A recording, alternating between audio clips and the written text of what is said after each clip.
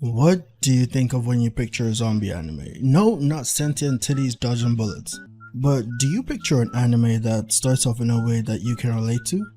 By making you feel like you're not the only one who hates what you do every day, or by making a zombie apocalypse look exciting? Watching Zom 100 made me come to one conclusion: that anime is becoming more than just moving cartoons now, and that we really just can't settle for less anymore. This shit is cinema.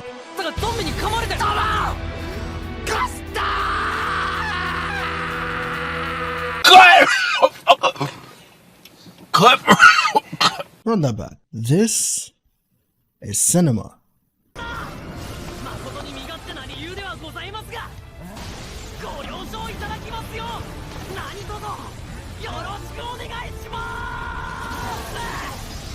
You know, this show reminded me of the first girl I ever dated in high school. We'll call it Tess. Before we were official, Tess was perfect, right? Everything she did was majestic. She never got mad. Even if she did, she was quick to forgive, and she found my nerdy side kinda cute. But everything changed. Fire Nation attacked. Wrong story. Everything changed when we became official. The slightest thing would lead to an argument, and the next thing you know, Kakashi's hand signs always ended with the middle finger somehow. Akira went through the same thing. That company on the outside was majestic and a place that he felt he could make a difference at, but for 3 years, they sucked the life out of him. Tess. This company was not what Akira thought it would be. Imagine work culture being so bad that on the first day after drinks, he didn't go home until 2 days later. 2 days! It's apparently such a prevalent part of Japanese culture that a word was made for it. Karoshi, literally meaning death from overwork.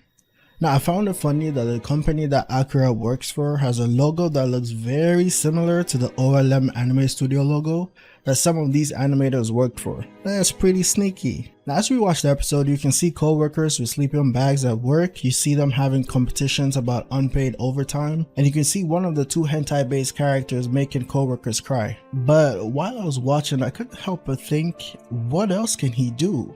He was a jock that found himself in the production company that he says he had always dreamt of, but considering how much he had been lying to us about the work practices in the first episode, I wonder if he was just a failed athlete who took whatever he could get. As time and days began to merge for him, all his accomplishments at this company began to mean less and less, but Otori kept him going when she wasn't getting filled up by the director. And that was the last straw for Akira.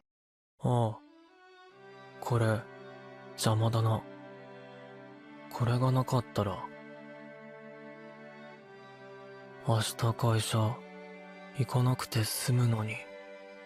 As someone who graduated from college right during the pandemic, I remember how hard it was for me to find the first job after school. So I kept thinking that if I found myself in such a company, I might have just stayed. Just wishing that the days go by faster and I just close my mind and my ears to everything that's going on around me. But when Akira had reached the lowest his mental could ever go, there was a single ray of hope. One shining light that he came across as he entered the room, a flesh-eating zombie. Akira realized he could finally escape the dreaded 9 to 5 and live the life he always wanted to. He was finally free. What the hell, is this Asta's voice actor? Akira can finally live the life he always wanted to and decides to make a list of 100 things he wants to do before he dies, but his world has been so restricted that even the most mundane things like eating or watching a flat screen TV are exciting to him now. The list Akira made can sort of give us a look into what kind of person he is. First off, he really wants to get laid. Bro is horny as hell. But he just wants to be happy and reconnect and rebuild the connections he had in the past that he lost while he was losing himself at his job and falling into depression.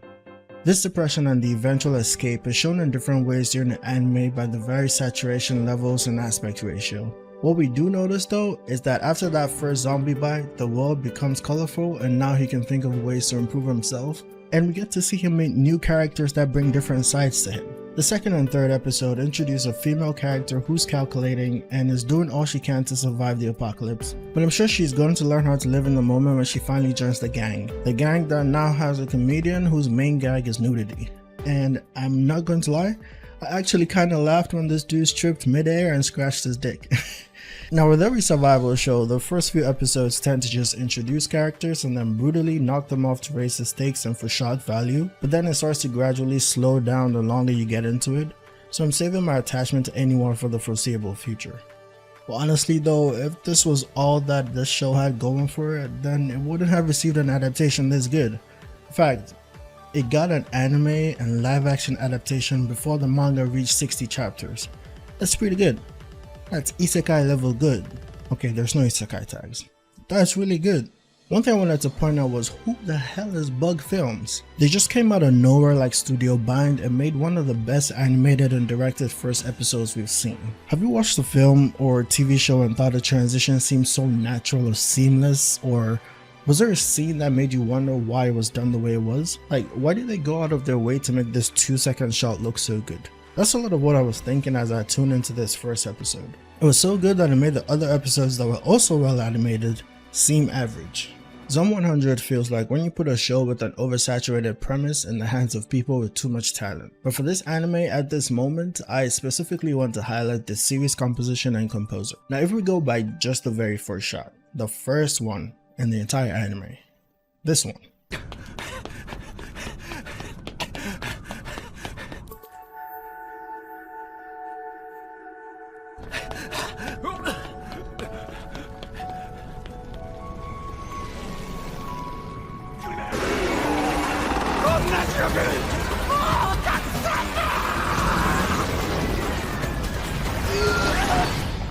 In the manga, this was 2 pages, one horizontal, one vertical.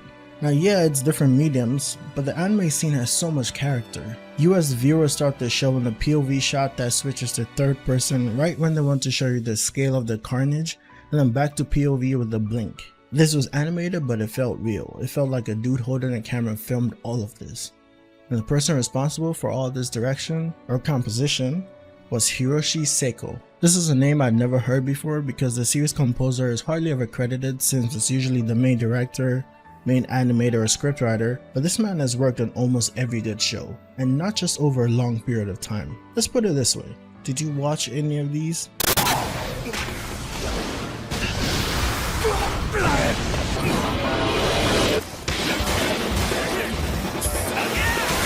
We could honestly spend hours going over all the scenes that this man has brought to life, but this show in particular really sends a message. I love how it represents getting rid of burdens that literally weigh you down in life. And it's even more prevalent now with the way life is and the cost of living and how everything's just going downhill, where you just want all the lawmakers who are stealing money to just go fuck yourself.